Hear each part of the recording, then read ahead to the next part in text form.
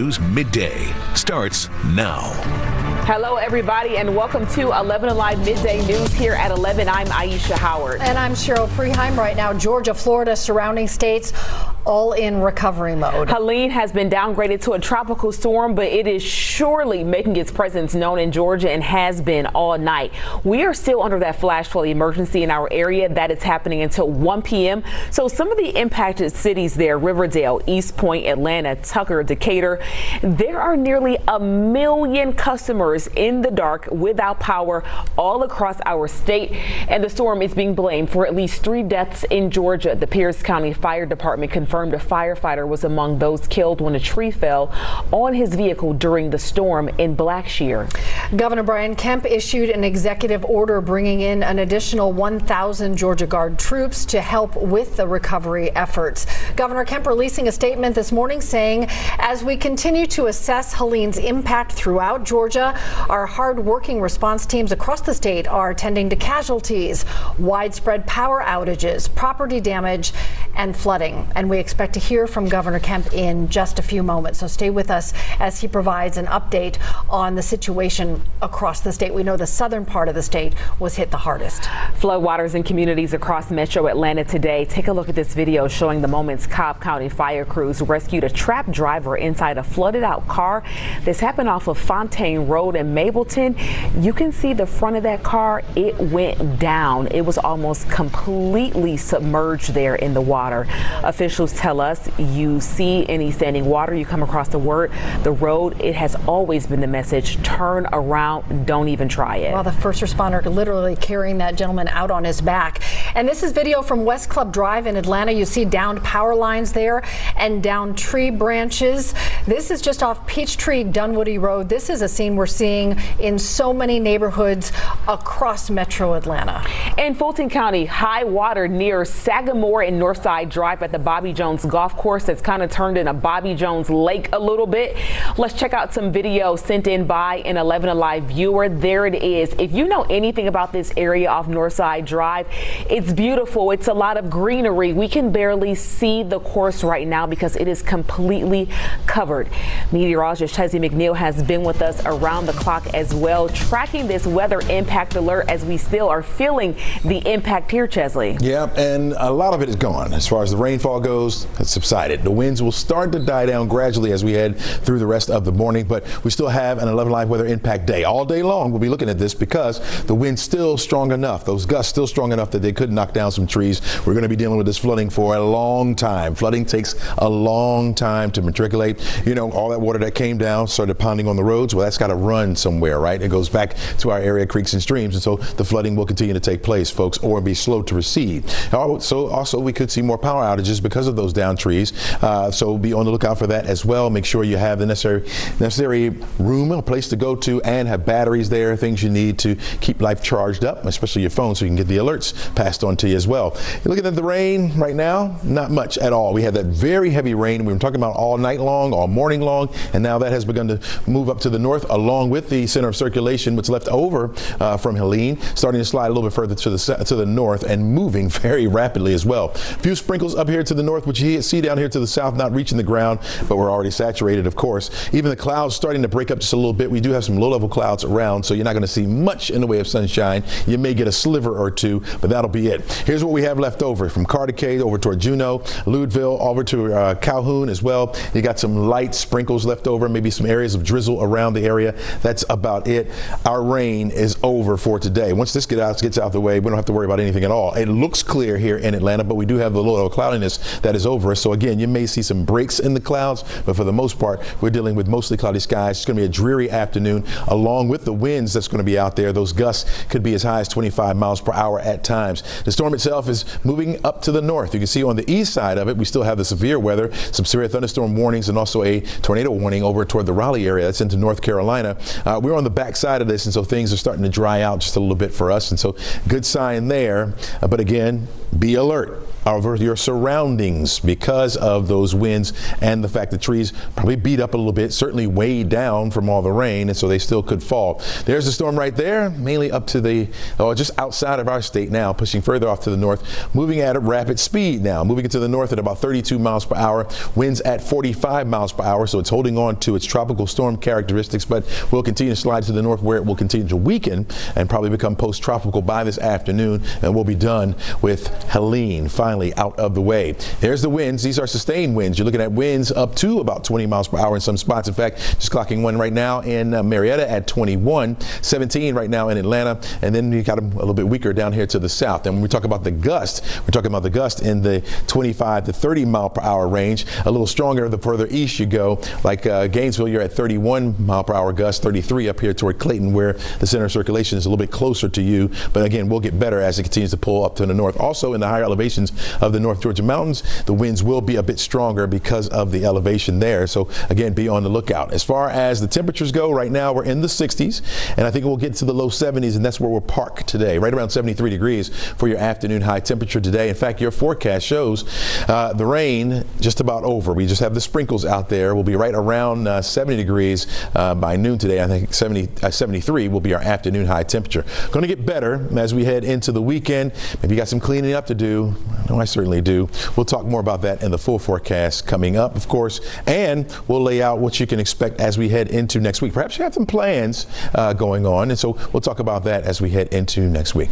Meteorologist Nicole talking about some of the power outages around the area. Yeah, we've been tracking these really closely. It's a number that fluctuates a lot because we have a lot of crews that are out trying to fix the power outages, but we're still dealing with downed trees and downed power lines from the oversaturated ground. So this is a map of power outages across Georgia, the entire state, that takes into account all of the power companies, and the darker reds, the oranges, that's where the percentage of people without power is highest. So of course, it's the highest down into portions of South Georgia, out towards East Georgia, where they experience the hurricane force winds. The percentage of people not quite as high here in North Georgia, but when we switch it to just the Georgia power customers, this shows you based on the sheer number of people. So because we have so many customers through Fulton County that have Georgia Power, even though the percentage of people without power is only 5 to 10%, it's still a large number of people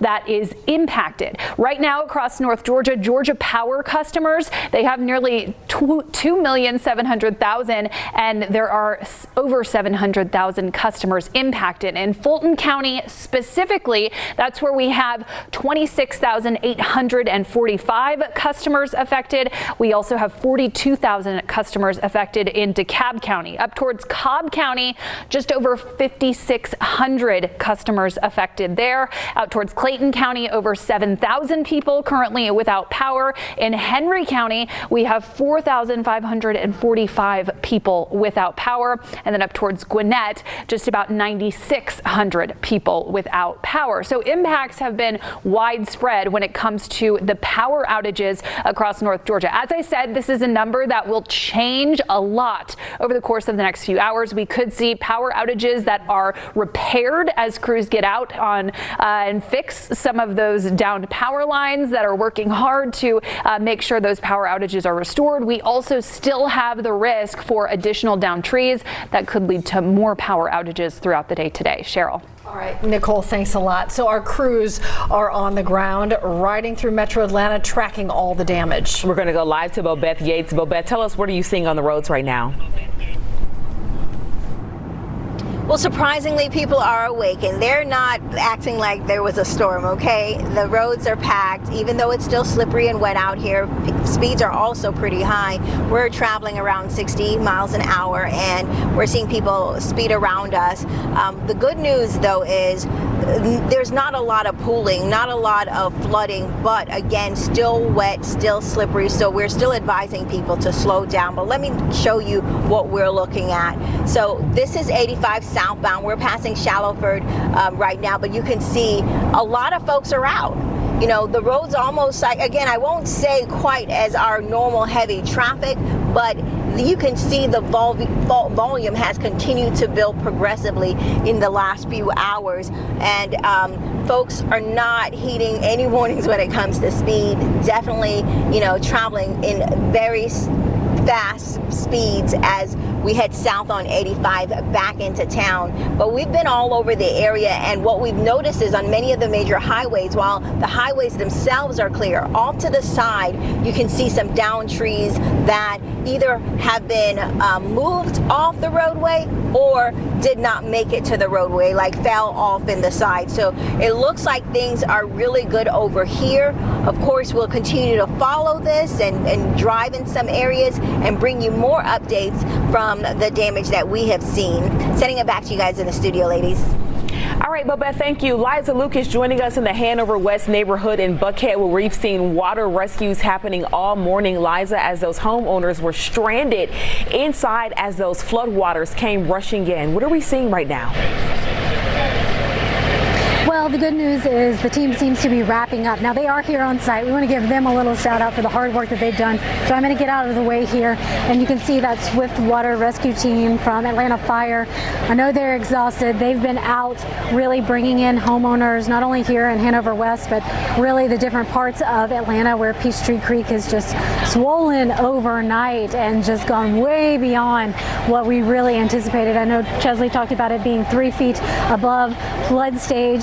Well, the good news, since we've been here over the course of the last 2 hours, we've seen several boats, several families come out of their homes. One family we talked with, they said they were kind of monitoring the situation over the course of the night, and then around 5 a.m., that's when they noticed, this is not going down. The river is not subsiding, and so that's when things got a little more dire. But on the whole, everybody seems to be doing relatively well. The neighbors have been great out here. The whole neighborhood, or not the whole neighborhood, but a big chunk of the Hanover West neighborhood has been on standby, talking to each other, supporting each other, ready for these families as they get off the boat, making sure everybody's okay. So overall, it's been a good situation. I talked with one of the families that got up, and they said that the good news is that it's just stuff. It could have been much worse. Everybody is essentially okay. And so that's the good news story that we have here in Hanover West after the aftermath of Helene. And it was a significant one, guys. All right, Liza, thank you. And you are in Atlanta, where we saw a lot of floodwaters come in areas that it happens pretty frequently. Let's go to Caitlin Ross now. She was actually at the press conference with Mayor Andre Dickens inside that Joint Operations Center. Caitlin, we're going to talk more about the vast efforts that we are seeing there from the city in this response. Yeah, the mayor talking about exactly how much work they did overnight and what they're expecting the rest of the day. Caitlin.